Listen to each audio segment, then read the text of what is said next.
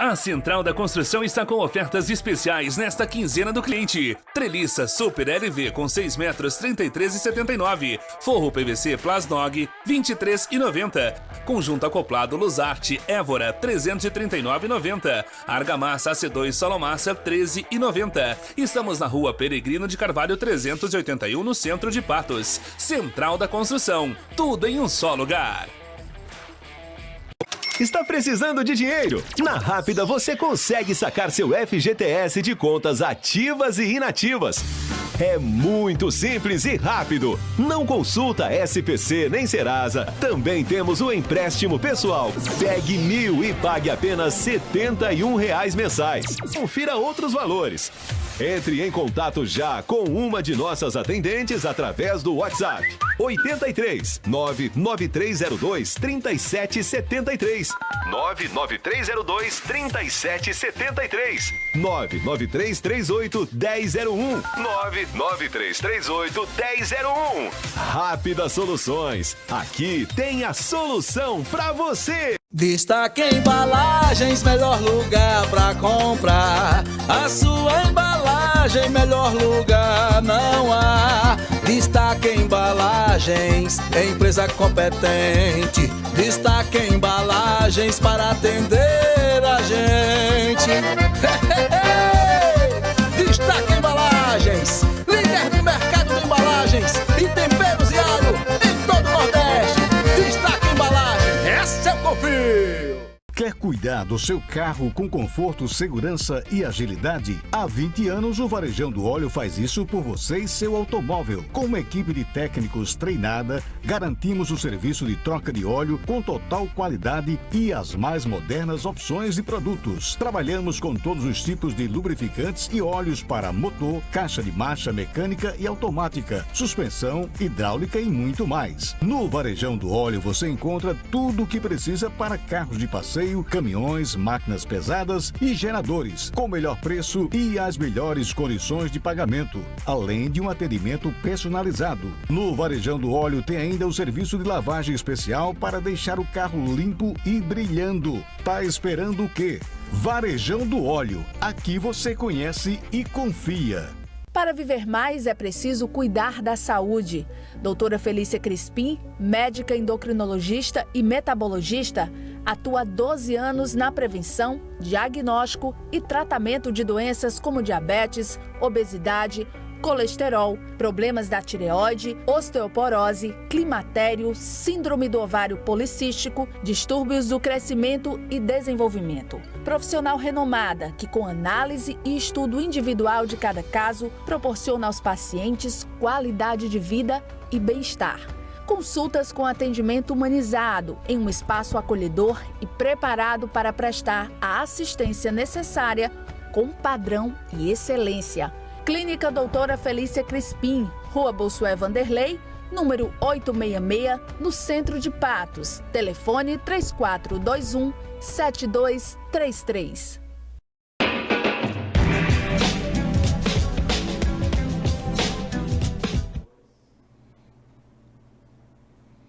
Olá pessoal, aqui é o professor Deusima Dias e estamos começando mais uma edição do programa Funes Cultural, parceria da Fundação Hernando Sátiro com a TV Sol e a Rádio Tabajara, recebendo hoje para mais uma edição super especial desse nosso programa, o Dr. Flávio Sátiro Fernandes, uma das grandes referências culturais aqui do estado da Paraíba, ex-presidente do Tribunal de Contas do Estado, escritor, membro da Academia Paraibana de Letras, membro do Instituto Histórico e Geográfico da Paraíba, membro do Instituto Histórico e Geográfico de Patos. Então é um prazer muito grande, receber o Dr. Flávio hoje aqui. Essa entrevista ela já vinha sendo articulada já há quase um ano, desde a época da pandemia, mas enfim, depois de várias conversas, finalmente deu certo, Dr. Flávio, essa conversa, e é um prazer tá recebendo o senhor aqui. Dr. Flávio Sátiro Fernandes nasceu em Patos no ano de 1942. Em 1960, ingressou na Faculdade de Direito do Recife, onde se graduou em 1964. Voltando à capital do Sertão, passou a exercer a advocacia, tendo sido nomeado advogado de ofício. Ainda em Patos, fundou em 1969, juntamente com José Gomes Alves, a Faculdade de Ciências Econômicas, da qual foi o primeiro diretor.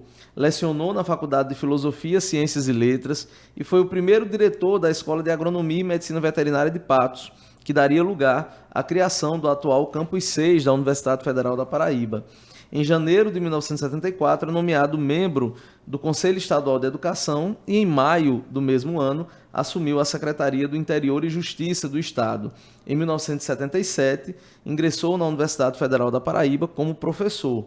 É membro de diferentes instituições culturais, institutos históricos e Academia de Letras. É autor de diversos livros, tanto na área jurídica como também na área literária. São romances, poesias e também biografias, né?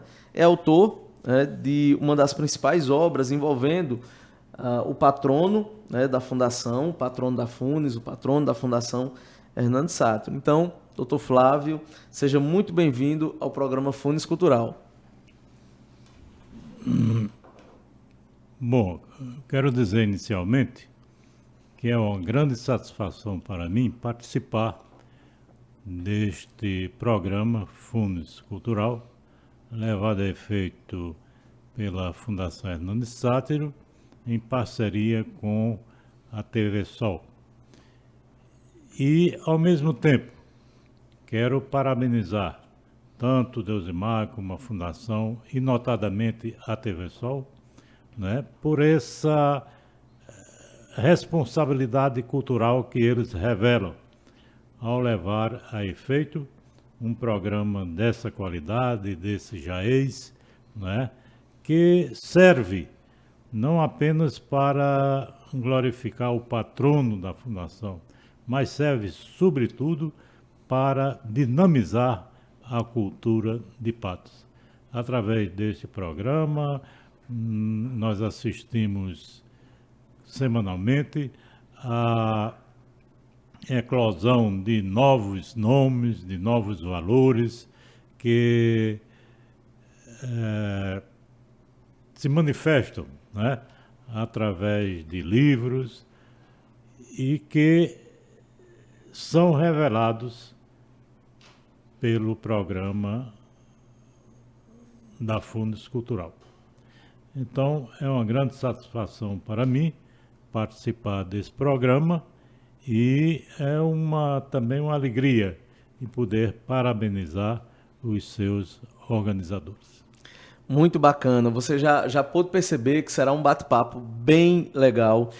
Será um bate-papo que você vai poder, inclusive, compartilhar, você que está acompanhando através das redes sociais, da TV Sol, YouTube, Facebook, você que está nos escutando através da Rádio Tabajara, você que está acompanhando o programa FUNES Cultural através também da Brisa TV. Então sejam muito bem-vindos, sejam muito bem-vindas a mais essa edição do programa FUNES Cultural. Doutor Flávio, eu queria começar essa entrevista, né, pedindo para que o senhor falasse um pouco sobre a sua vivência, né, aqui, a sua infância, a sua adolescência, aqui na capital do Sertão. Boa oportunidade, eu agradeço sinceramente esse momento. Eu, como foi dito, nasci em Patos e aqui me criei, né? Fiz os estudos primários no Grupo Escolar Rio Branco, no antigo Grupo Escolar Rio Branco, né, situado onde é hoje o Fórum Miguel Sátiro, né? Então, eu ali estudei, terminei o primário, o curso primário, né? Naquele tempo pontificavam experientes professoras e mestras, né, como a professora Alice Dias, como Maria Esther Fernandes, Lila Leite, né, Dona Daura, e várias outras que se dedicavam de corpo e alma ao ensino primário daquele estabelecimento. Então, terminei ali e logo em seguida fiz o exame de admissão para o ginásio, o curso ginasial, e ingressei no célebre ginásio diocesano de Patos, dirigido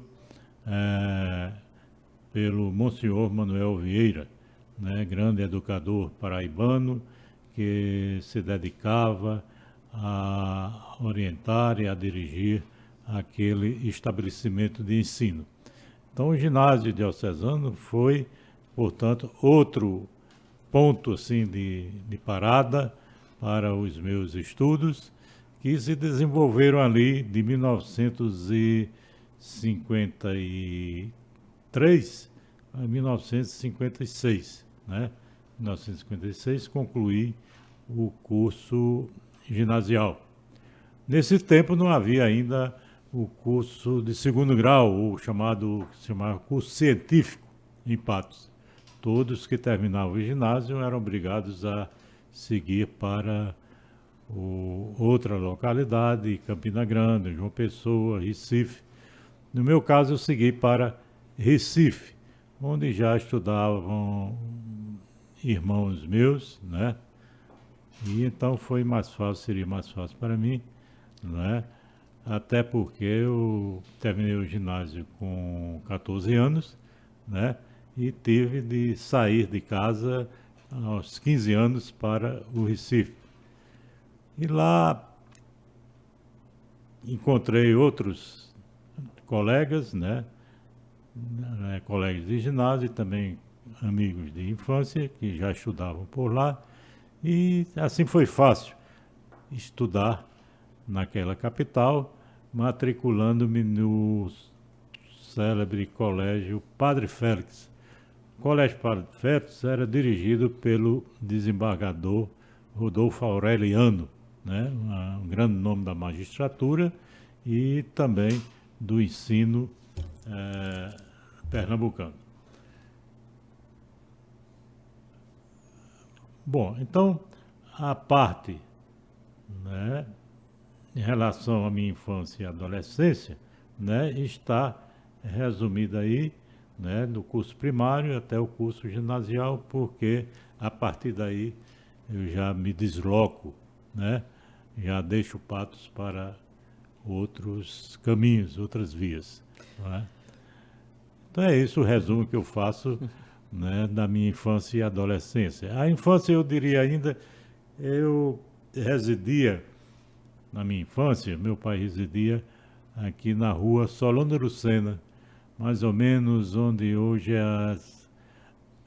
depois ele saiu, nós fomos morar ali em frente ao Cristo Rei, né? Mas até então nós morávamos ali na rua Solano Lucena, e na casa mais ou menos onde se situa, ou se situava a antiga Casa C. Barros, né? Depois ali em C. Barros, Narciso Maia, né? Aquelas lojas que Sim. com o progresso foram surgindo, né?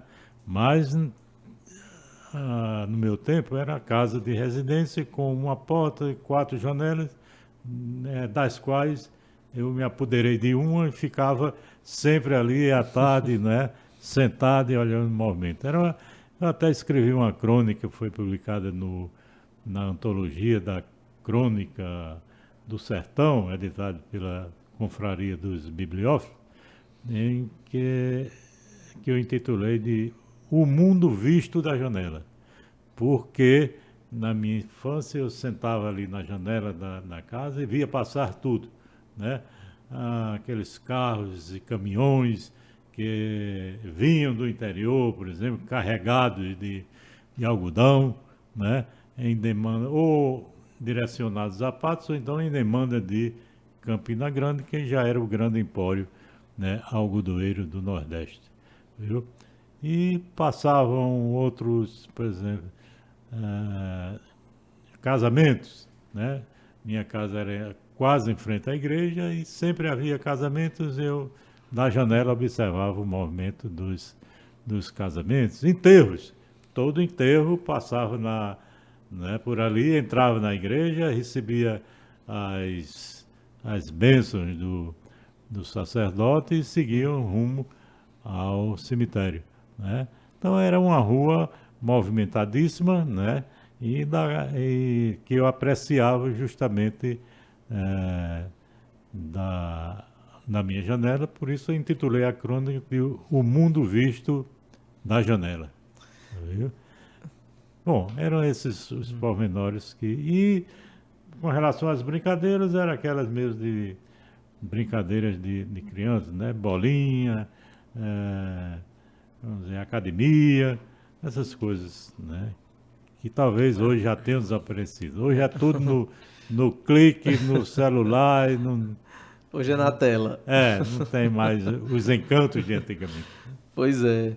O senhor viu, inclusive, a evolução econômica da cidade através da janela, mas o senhor não foi só telespectador através da janela, né? O senhor participou, inclusive, da história da cidade de Patos, né? Dentre outras coisas, da história do início do ensino superior aqui na cidade de Patos. E eu queria passar para esse tema agora, porque poucas pessoas sabem, doutor Flávio, da sua importante participação no início do ensino superior aqui, inclusive trabalhando junto, né, com o José Gomes Alves, né, fundador da Fundação Francisco Mascarenhas, antigamente, hoje Unifip, e eu queria que o senhor contasse um pouco dessa história para a gente. Pois não. Em 1968,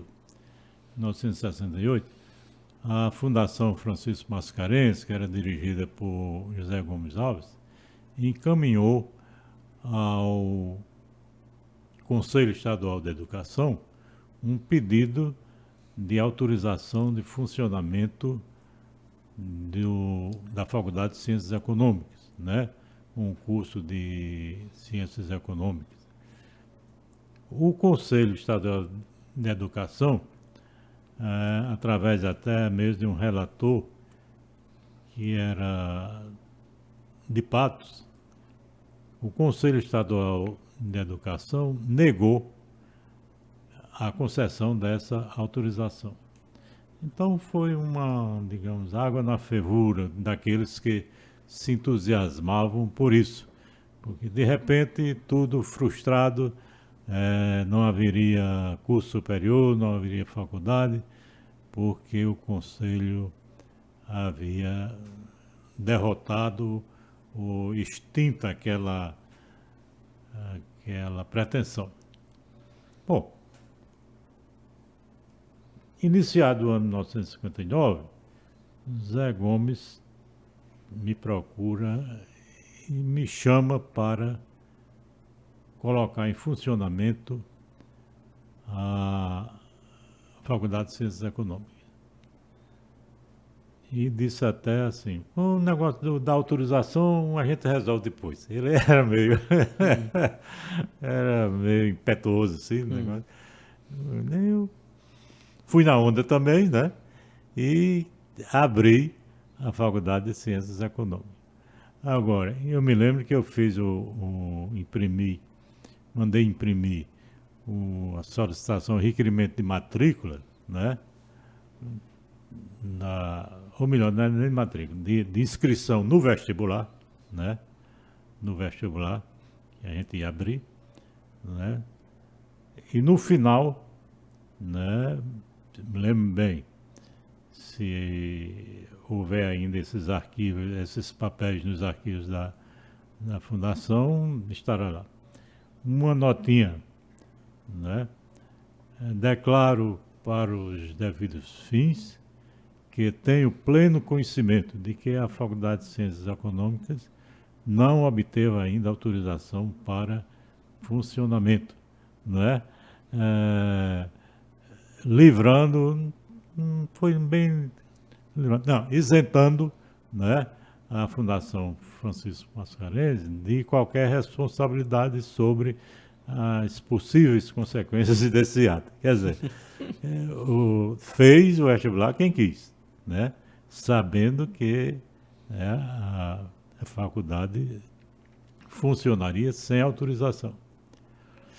E, no fim, deu tudo certo. Quer dizer, Patos passou a contar com uma faculdade. Posteriormente, o professor Raul Córdola, que era um grande expert em questões legais, relativamente ao ensino superior, né? Ele veio aqui a Patos e conversamos, eu, Zé Gomes e ele tomou a si, né, o trabalho de obter do Conselho Estadual de Educação o referendamento a esse funcionamento, quer dizer, da Faculdade de Ciências Econômicas. A Faculdade de Econômicas posteriormente foi autorizada legalmente, não houve problema nenhum, e, né, esse nosso trabalho deu certo, né? Eu dirigi a faculdade durante 5 anos, né? E há quem diga, eu não concordo, mas há quem diga que se não fosse esse meu trabalho inicial, Patos hoje não teria esse conglomerado de cursos superiores, né, que envolve até medicina, direito, engenharia, tudo mais, né, porque tudo começou naquele ano de 1969 com a semente, né, que plantamos da Faculdade de Ciências Econômicas de Patos. Olha que coisa interessante, né? Porque os próprios alunos, como é importante a credibilidade de quem está à frente do processo. Porque os próprios alunos, estando cientes de que não havia ainda autorização, mesmo assim houve uma grande procura, né, para a realização do vestibular. Eu acho que isso é fruto, inclusive, da credibilidade das pessoas que estavam envolvidas inicialmente nesse processo, né? Porque... E só aquela declaração ali, quer dizer, aquela observação, né, peremptória, já fazia crescer, como você diz, a credibilidade. Quer dizer, não estão fazendo nada escondido, né? Está tudo às claras e vamos aqui embarcar nessa onda. Pois é, e Patos se torna um dos grandes polos universitários do interior do Nordeste, né? Que bacana. Pessoal, vocês estão acompanhando o programa Funes Cultural, que é uma parceria da Fundação Hernando Sátiro com a TV Sol e a Rádio Tabajara, recebendo hoje o querido doutor Flávio Sátiro Fernandes, escritor, ex-presidente do Tribunal de Contas do Estado da Paraíba, também membro da Academia Paraibana de Letras, do Instituto Histórico e Geográfico de Patos, do Instituto Histórico e Geográfico da Paraíba, para esse papo bem bacana, com resgates históricos e culturais sobre algumas trajetórias importantes aqui da nossa região. Doutor Flávio, o senhor tem diversas publicações, né? Livros técnicos, né? Também romances. Eu estou aqui com um livro técnico que é o História Constitucional da Paraíba, né? Esse livro é uma das referências, né, da história constitucional aqui da Paraíba. Ele é muito usado em pesquisas acadêmicas. Eu conheci esse material quando eu era estudante de Direito lá na UFCG, lá em Souza, né? E eu olhei na biblioteca e disse, olha, esse rapaz aqui é de Patos, viu? Esse é de Patos, tem credibilidade. Ainda não conhecia mais profundamente a sua atuação. E tem também o perfil biográfico da atuação parlamentar do Hernani, crônicas, romances. Então eu queria que o senhor falasse um pouco sobre a sua produção literária, que versa muito, né, tanto na produção de obras técnicas, como também versa sobre escrita criativa, né? Tá, muito obrigado por essa oportunidade. O meu primeiro livro, né, foi ousadamente um romance, né? O romance Festa de Setembro, né? Festa de Setembro. Festa de Setembro, não ou como o nome indica, nada mais é do que o relato romanceado da nossa festa da padroeira, né? Popularmente conhecida, popularmente denominada Festa de Setembro, porque é uma festa que ocorre no mês de setembro. Eu fiz isso com o propósito não só de romancear, né, a festa, mas de criar um marco assim histórico, porque a festa que eu relato no romance é a festa de antigamente, né? A festa de antigamente, a festa de setembro em que havia rigorosa e tradicionalmente 2 pavilhões, né? 2 pavilhões, pavilhão tal e o pavilhão qual, quer dizer, a denominação variava sempre, né? Houve um ano que eu me lembro de que os pavilhões se denominaram Flamengo e Fluminense, né? Que era justamente o Fla-Flu, né? Era o que chamava as multidões, né? O grande prédio que tradicionalmente carreava milhares de pessoas para o Maracanã, né? Então, Flamengo e Fluminense. E isso teve o propósito também de proporcionar, né? De facultar a que o jornalzinho da festa, que costumeiramente se publicava naqueles dias, fosse chamado de Fla-Flu, né? Então, eu me lembrei, o jornal, né, desse ano foi chamado de Fla-Flu, né? Várias outras denominações eram dadas ao esse jornalzinho da festa. Mas nesse ano, de Flamengo e Fluminense, a denominação era Fla-Flu. Bom, mas o que eu quero frisar, e me desviar um pouco, é que a festa de setembro continha 2 pavilhões. Eles eram até mesmo separados pelo coreto, onde ficava a banda de música, né? A banda de música vinha, tocava, ficava ali em frente à matriz, na hora da bênção, né? Tocava, né, festivamente, e depois a banda de música vinha e se posicionava no coreto que estava entre o pavilhão A e o pavilhão B, né? E todo um universo de, vamos dizer, atrações existia na festa, não só nesses pavilhões sociais, mas na chamada bagaceira.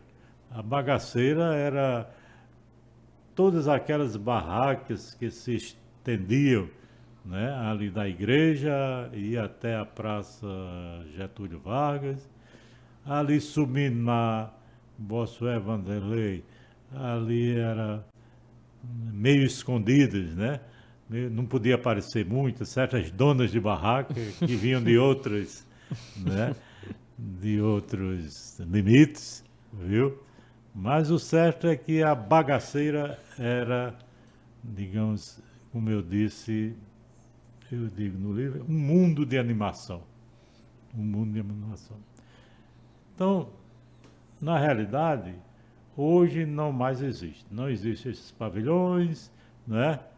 Não há mais quem queira se responsabilizar por esses pavilhões. Bom, não adianta dizer como é hoje, porque todo mundo sabe, né, o que ocorre hoje, diferentemente de antigamente. Então, eu quis deixar com esse romance um marco histórico, né, para que quem lesse, né, ficasse sabendo como eram as festas de antigamente. Então, esse foi o meu primeiro livro, o romance Festa de Setembro, que obteve, né, digamos assim, boa receptividade, né? Mereceu alguns artigos, né? Inclusive recebi uma carta de Jorge Amado elogiando o livro, né? E dizendo que se eu continuasse iria ter um lugar seguro na novelística brasileira. Essa foi a expressão que Jorge Amado usou. Isso é uma preciosidade, uma carta dessa. É, né? tá bem guardada. Viu? Bom, então isso eu escrevi, publiquei, quando ainda residia aqui em Patos, né? Em 1974 eu fui para João Pessoa, né? Em 1975, ingressei no Tribunal de Contas e, a partir daí, fiquei a braços com a questão, com a temática técnica, né? De pareceres, de acordos, de decisões, né? Sobre as contas governamentais e estaduais e municipais, né? E isso, evidentemente, me exigiu a elaboração de trabalhos técnicos que eu, já em 1976, 1977, publiquei ou reuni, né, em um livro que eu denominei Aspectos do Direito Público. Os aspectos do direito público, ele continha os pareceres e depois os votos que eu dei como, primeiramente, procurador-geral do Tribunal de Contas e depois como conselheiro, né? Então fiquei, né, a braços com essa literatura técnica, digamos assim. Mas publiquei em seguida um outro romance, né, com temática patuense também, que foi A Cruz da Menina, né? A Cruz da Menina é um relato romanceado daquele fato que aqui ocorreu. Inclusive eu mudei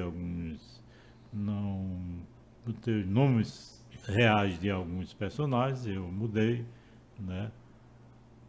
Porque nesse tempo alguns ainda viviam, eu não quis assim ir direto, né? Mas deu tudo certo. E esse romance também, tanto A Cruz da Menina como Festa de Setembro, foram tiradas 2 edições, e eu estou pretendendo tirar a 3ª edição da Festa de Setembro, que muita gente desconhece, muita gente não sabe, né, não leu esse romance, e mais uma edição servirá para ampliar o conhecimento.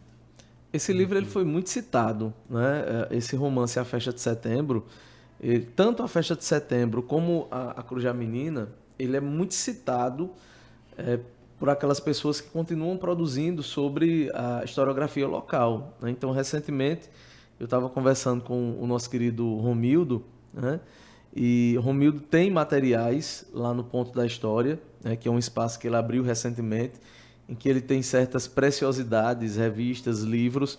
E esse romance, a Festa de Setembro, ele é citado, né, inclusive como bibliografia básica para quem quer entender um pouco sobre a história da cultura aqui na cidade. Eu queria continuar nesse tema da literatura, falando exatamente um pouco sobre a sua atuação, né, profissional como conselheiro do Tribunal de Contas do Estado.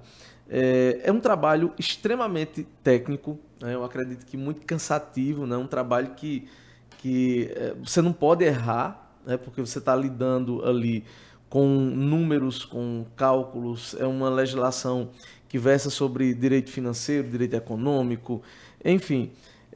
Então, eu entendo que, eu acho que a literatura, né, servia como uma válvula de escape, doutor Flávio, dentro esse dia a dia lá no Tribunal de Contas, né, os pareceres, os acórdãos, né, os problemas que apareciam no dia a dia, os prefeitos que apareciam, os advogados. Então, em meio a toda essa parte técnica, a literatura era um afago, uma espécie de fuga? Realmente, não deixava de ser, né? Porque me levava para digamos assim, outra área, né? Outra área. Deixava, por enquanto, por um momento, aquela aridez dos números, né? Para me lançar justamente no campo mais afável, né, da ficção, né? Isso não só em relação ao romance, mas também escrevia contos, né, que eram publicados no Correio das Artes. E além dessa porque nessa área de técnico mesmo, eu lancei um livro que foi publicado, teve um lançamento, digamos, edição nacional pela editora Fórum, né? Então, esse livro, ele não continha, vamos dizer assim, pareceres, né? Mas eram artigos, eram ensaios, também de natureza técnica, né? Não se resumia a pareceres ou votos, mas era também artigos, né, que tratavam dessas questões, né, jurídicas e contábeis. Porque já nessa época, como professor da Universidade Federal da Paraíba, professor de Direito, né, eu tinha de me dedicar também aos problemas, quer dizer, não propriamente contábeis, né, do tribunal, mas questões relativamente ao direito constitucional, ao direito municipal, né, disciplinas das quais eu tratava como professor do curso de Direito da Universidade Federal da Paraíba, né? Por isso também me foi dada a oportunidade de elaborar a segunda edição desse livro que você tem aqui, História Constitucional da Paraíba, né? A segunda edição ampliada, porque essa primeira tiragem cobre apenas as constituições paraibanas de 1891, né, 92, até a de 1947, né, 1947. A segunda edição já pega de 1947 a de 1989, quer dizer, a última Constituição paraibana, né, elaborada pela Assembleia Legislativa. Então, eu tive a oportunidade de ampliar esse livro, História Constitucional da Paraíba, que teve também uma tiragem da editora Fórum, de Belo Horizonte. Então, foi uma edição, assim, digamos, nacional, mais abrangente, né, que foi muito gratificante, essa parte. E além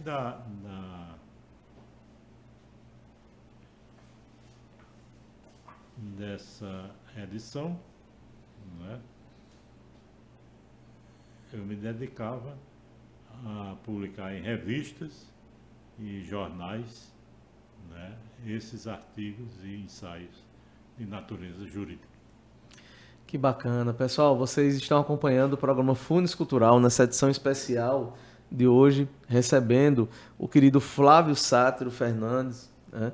Flávio Sátiro, que está batendo esse papo, né, sobre história, sobre literatura, né, e sobre a sua contribuição para o desenvolvimento cultural aqui do nosso estado, especialmente da nossa região. Doutor Flávio, eu conheci essa revista, né, o senhor foi fundador dessa revista, a revista Gênios, né, para o pessoal que está em casa. É uma revista fantástica, um material editorial fantástico, um conteúdo espetacular, né, totalmente diversificado, né, atual.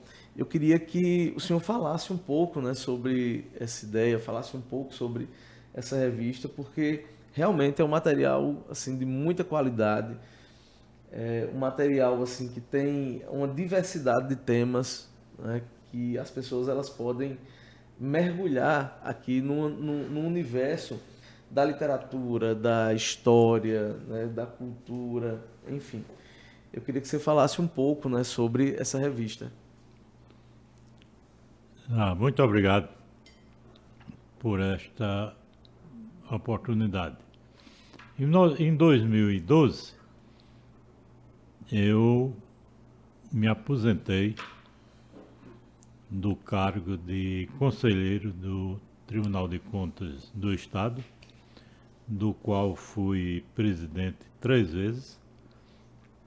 Então, me aposentei e, para não ter que ficar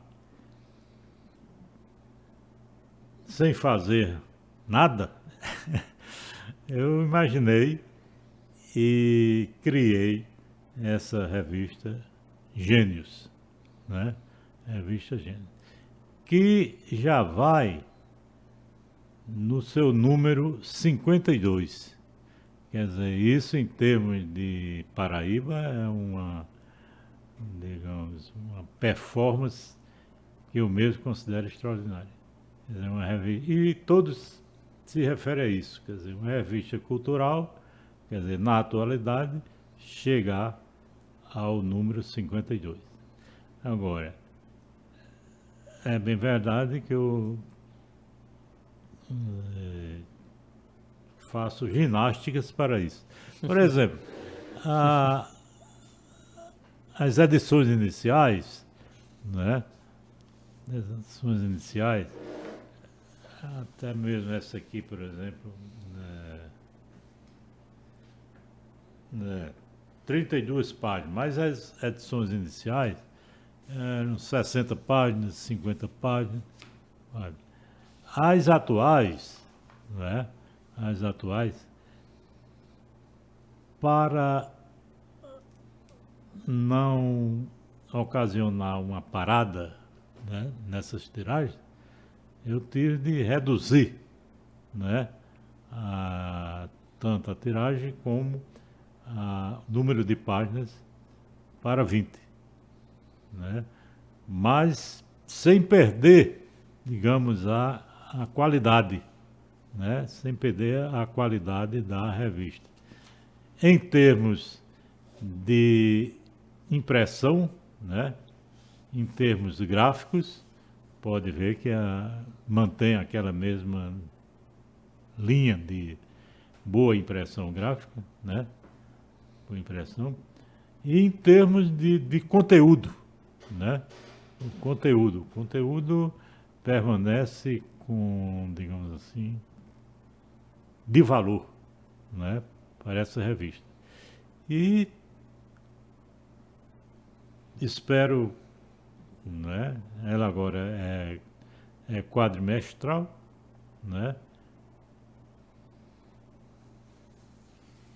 ou melhor, trimestral, né, ela é trimestral, e eu espero, a partir do próximo ano, retomar, né, a revista nos seus moldes antigos, né, mantendo o conteúdo, mantendo vamos dizer assim, a sua grande performance no que diz respeito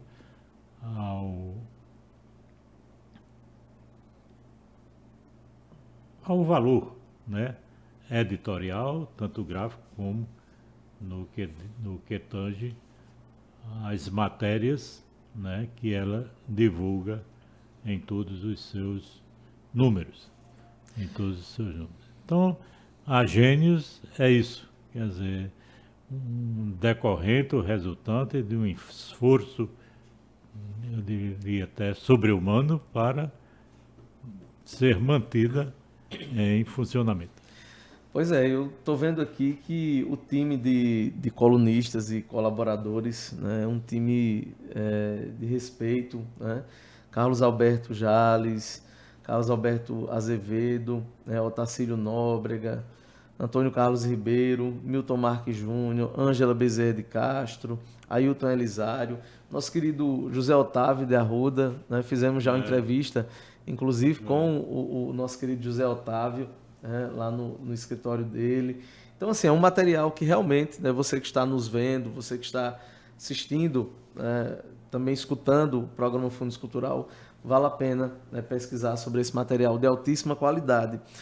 Doutor Flávio, o senhor, né, também está na história da nossa fundação, né, da Fundação Hernando Sátiro, que é a idealizadora, né, desse programa Fundos Cultural, esse espaço que já vem há 2 anos, né, entrevistando pessoas, discutindo temas, esse espaço que é uma produção, né, da Fundação Hernando Sátiro com a TV Sol, também a Rádio Tabajara.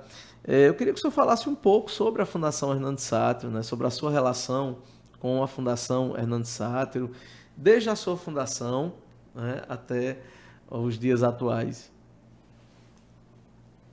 Pois não. Esse é um bom tema para conversarmos aqui.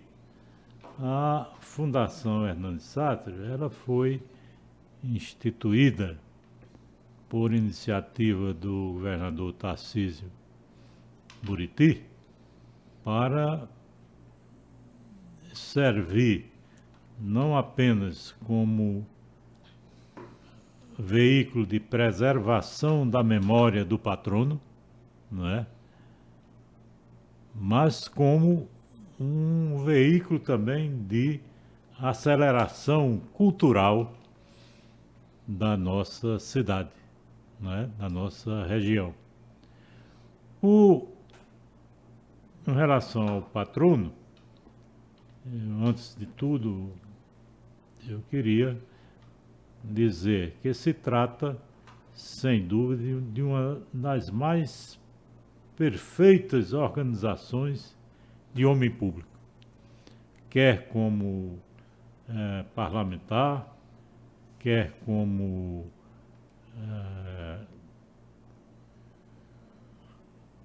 governador, quer como membro do Poder Judiciário, já que ministro do Superior Tribunal Militar, ele foi, né, durante alguns meses, dali saindo para candidatar-se ao governo do Estado. Então, eu quero aqui ressaltar o trabalho da Fundação, né, que não se restringe a cultuar o seu patrono, mas que se direciona e se entrega a um trabalho como esse que você dirige, né? Um programa de aceleração cultural, um programa que favorece a Fundação incorporar-se cada vez mais à ambiência cultural da cidade, né? Através dos seus autores, através dos livros que aqui surgem, através dos que pesquisam sobre a história de Patos. Então, a Fundação Hernando Sátiro foi para tudo isso criada. E me coube, foi-me dada a tarefa, por exemplo, de elaborar os seus estatutos, né, a sua lei orgânica, né, e depois disso, desse trabalho, ele foi entregue ao governador do Estado, que, através de instrumento legal próprio, né, aprovou esses estatutos, publicou-os e os pôs em funcionamento, ensejando assim o andamento dos trabalhos da Fundação. E, através de seus diferentes presidentes, né, seus vários dirigentes, a Fundação, deve-se dizer, vem satisfazendo as suas finalidades, vem cumprindo as suas finalidades, seja através da publicação de livros, né? Seja através da publicação de livros, seja através do desenvolvimento de iniciativas como esta da Fundes Cultural, levado a efeito em parceria com outros órgãos e entidades, como a TV Sol, né? A TV Sol. E durante todo esse tempo, sempre que me foi solicitado, eu jamais deixei de contribuir, de colaborar para o êxito dos trabalhos da Fundação. Ora orientando, ora apontando uma ou outra sugestão, não é? Ora demonstrando que tal ou tal coisa não daria certo. Enfim, auxiliando na condução dos trabalhos, não é? Isto desde o seu início. É claro que eu não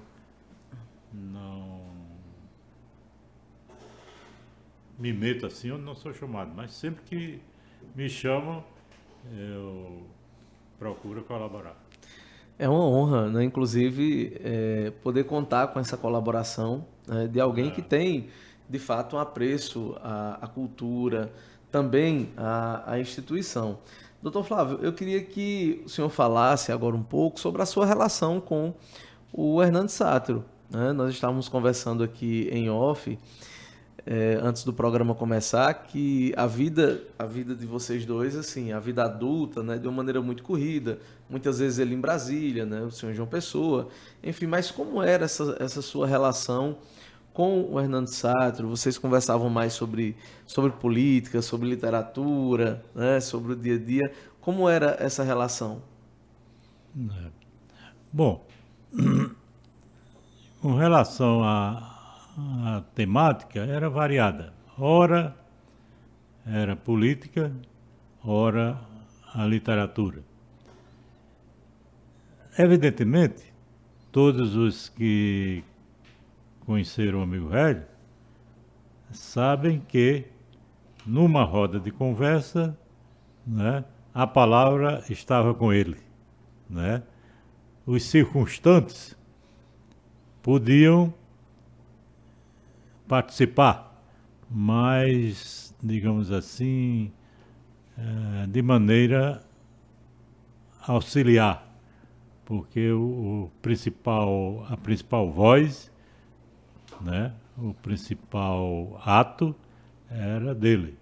O que, vamos dizer, era considerado, vamos dizer assim, uma satisfação para aqueles que o ouviam, porque era um papo, não é, animado, né? Ele dava conta das suas atividades políticas, que não eram poucas, né?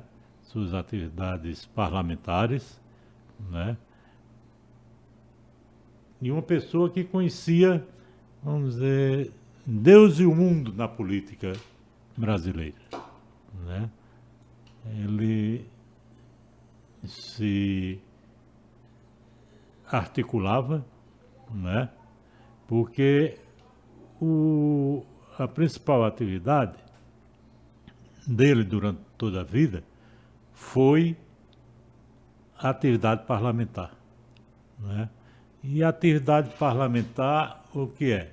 A atividade parlamentar é a conversa, é o diálogo, é o deputado que chega para outro e começa a conversar, começa a tentar convencer o colega disso, daquilo, ou seja, parlamenta, né? Conversa, desenvolve um raciocínio em determinado sentido, né? Esse é o significado mesmo da palavra parlamento, quer dizer, o parlamento é o local onde se parlamenta, onde se conversa, onde se fala a respeito disso ou daquilo, quer dizer, de todas essas questões.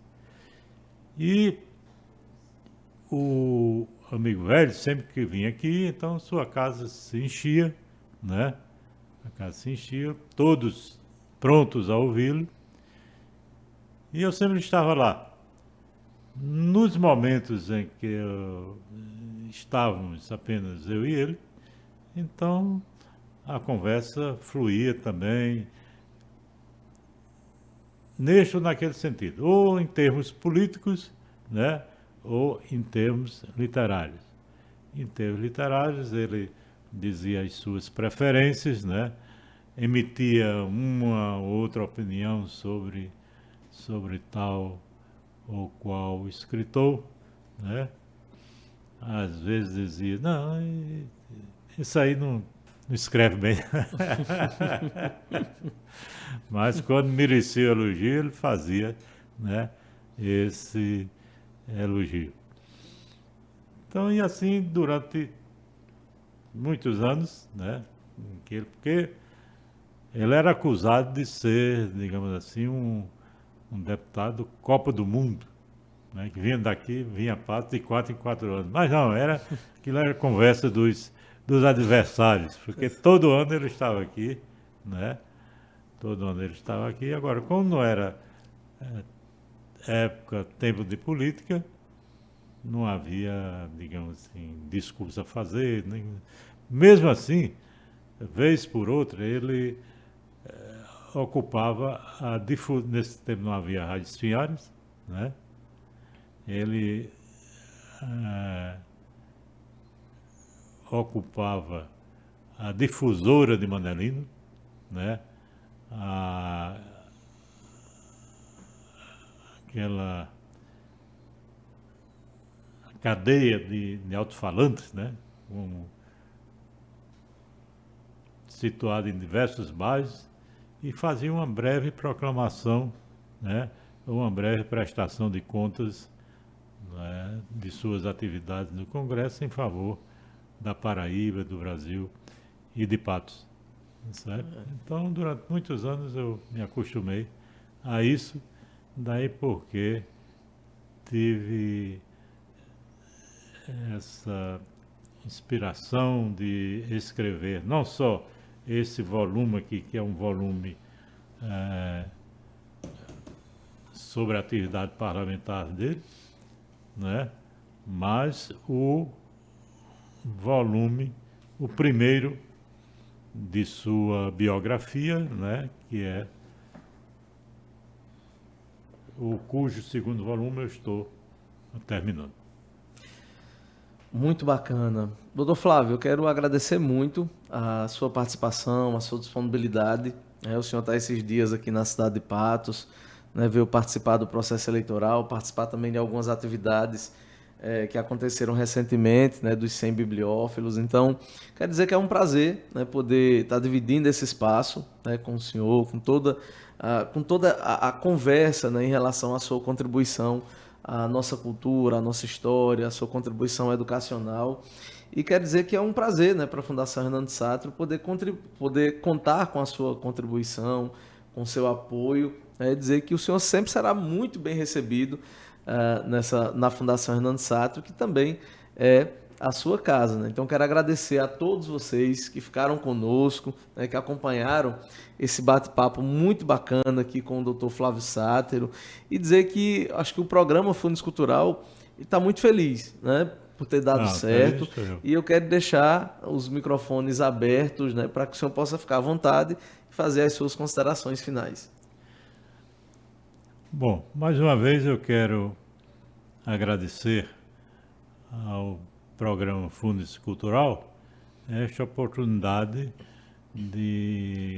dele participar, né, com esse agradável, né, essa agradável conversa, né, esse tete-a-tete com o seu mentor principal, que é Osmar, e ao mesmo tempo que agradeço, eu parabenizo, né, a Fundação, parabenizo o programa, parabenizo a TV Sol, que é esse verdadeiro baluarte, né, da comunicação social em Patos, né, e também contribuindo para a dinamização cultural das Espinharas. Então, parabéns à TV Sol, parabéns a Deusmar, parabéns ao programa e parabéns à Fundação Hernando Sátiro. Muito obrigado.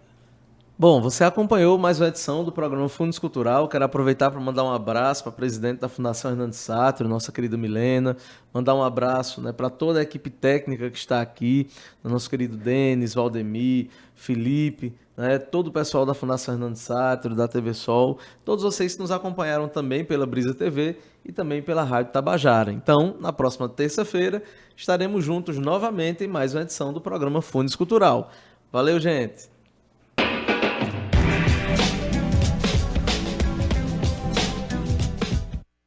Está precisando de dinheiro? Na Rápida você consegue sacar seu FGTS de contas ativas e inativas.